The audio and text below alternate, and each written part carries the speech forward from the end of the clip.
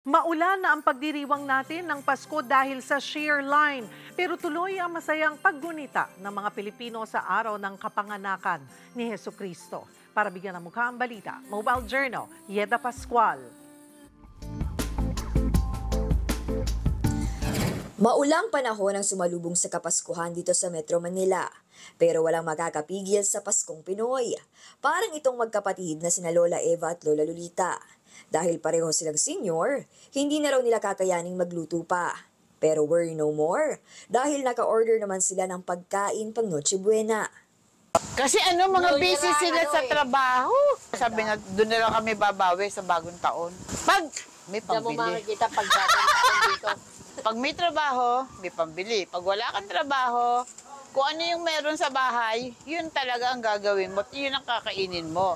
Hindi ka dapat mag-expect ng malaki.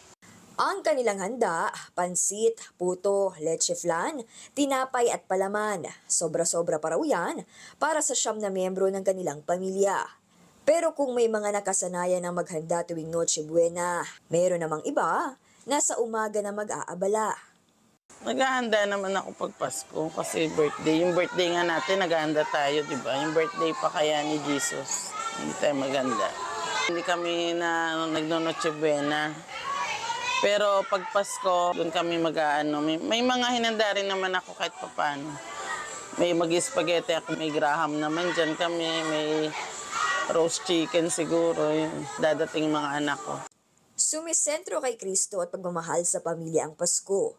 Kaya para sa isang ina na namatayan ng anak ngayong taon, kahit malungkot, tuloy pa rin daw ang Pasko. May lunuto naman ako kasi may 2 pa naman bata. So may kunting salo-salo din naman talaga.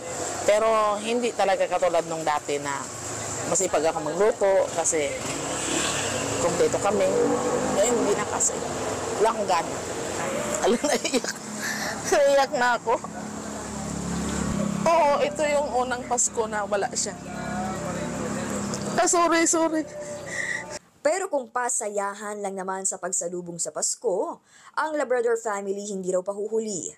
Bukod sa inihandang Noche Buena, may inuman at palaro pa sila para sa buong pamilya.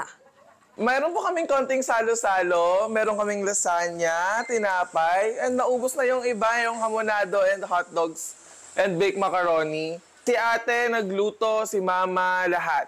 Buong family. Sobrang saya. Basta kumpleto kami, sobrang saya. Ang grupo naman na ito, imbis na kainan, inuman ng trip sa pagsalubong sa Pasko. Si Christopher, bukod sa sariling pamilya, kasama niya rin sa pag-celebrate ang kanyang mga katrabaho. Kasama ko po yung mga katrabaho ko, yung mga kapamilya ko. So, kamusta naman po ang Pasko ngayong taon? Sobrang saya! Sobrang saya! Merry Christmas! Ang tunay na diwa ng Pasko ay pagbibigayan at pagmamahalan. May regalo o wala, marami mang handa o kaunti.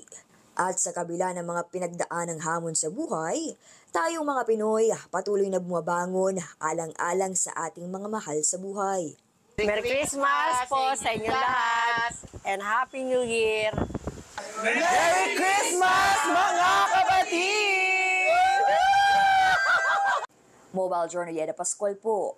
Maligayang Pasko, mga kapatid.